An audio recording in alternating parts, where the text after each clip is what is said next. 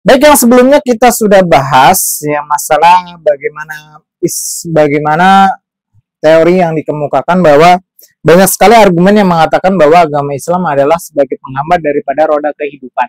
Tapi di situ ada beberapa yang harus kita luruskan. Karena apa? Karena kita menggunakan ataupun kita harus berpedoman pada hal awal, yaitu Quran dan hadis. Di mana Quran dan hadis sudah menyajikan beberapa aspek ataupun beberapa golongan, beberapa dorongan untuk mereka menyadari bahwa Islam telah mengatur semuanya. Nah, untuk yang bagaimana pandangan Islam terhadap harta dan ekonomi akan kita bahas di sini ya. Tetap kita menggunakan pedoman bank syariah dari teori dan praktik karangan Muhammad Syafi'i Antonio. Baik, langsung aja dari pandangan Islam terhadap harta dan ekonomi. Secara umum, tugas khalifah manusia adalah tugas mewujudkan kemakmuran dan kesejahteraan dalam hidup dan kehidupan. Sudah jelas di situ sudah diatur. Tugas khalifah adalah mewujudkan kemakmuran dan kedaulatan ataupun kesejahteraan dalam hidup dan kehidupan. Artinya apa? Sudah digaris besarkan bahwa sebagai khalifah yang ada di bumi ataupun yang diturunkan ke bumi harus bekerja. Adanya kemakmuran itu adanya beberapa perubahan dari diri kita. Tidak serta-merta bahwa beragama harus terus kita menjalankan syariahnya aja.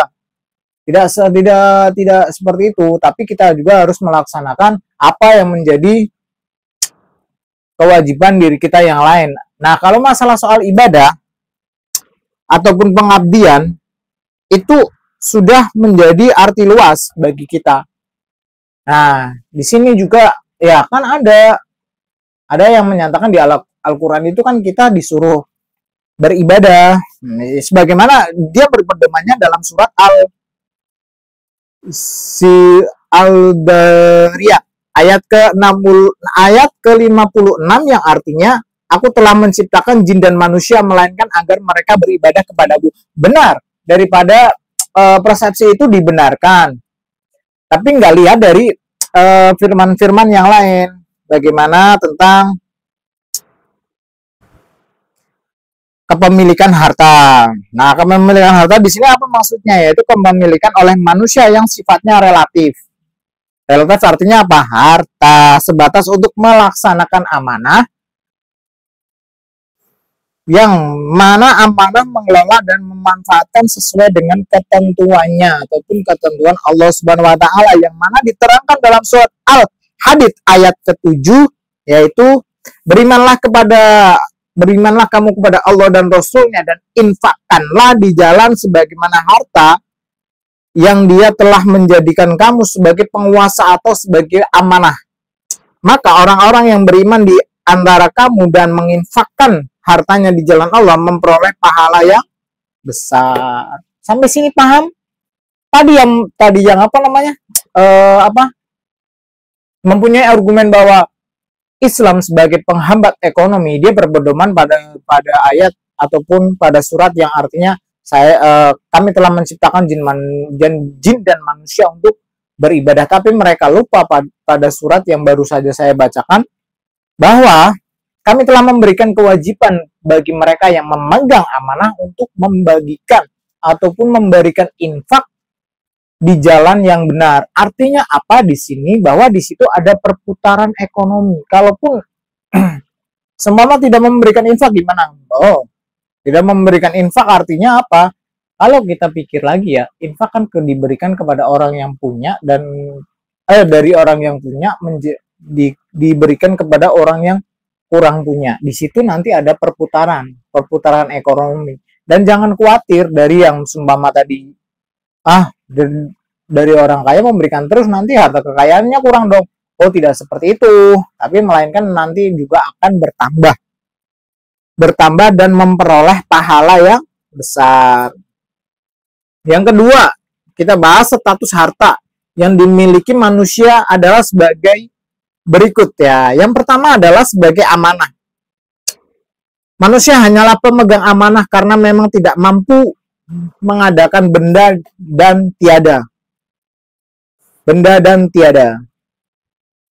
Nah, dari bahasa ini ataupun dari bahasa lain yang dikemukakan oleh Einstein, manusia tidak mampu menciptakan energi. Hal yang mampu manusia lakukan adalah mengubah dari satu bentuk energi menjadi bentuk energi lain. Pencipta awal segala energi adalah Allah Subhanahu wa taala. Artinya apa? Manusia hanya bisa mengelola suatu energi, bukan menciptakan energi. Semisal adanya uang. Uang itu yang menciptakan siapa sih? Ya semua dari Allah ya, tapi kan manusia yang menciptakan, taruhlah kita dari bank peruri. Manusia semuanya tidak, manusia emang bisa melakukan pembuatan uang, tapi di situ yang sah kan dari perurinya. Kita anggap peruri adalah pusat yang mampu menciptakan. Adanya orang kaya sama orang menengah terus orang ke bawah itu karena bagaimana pengelolaannya itu.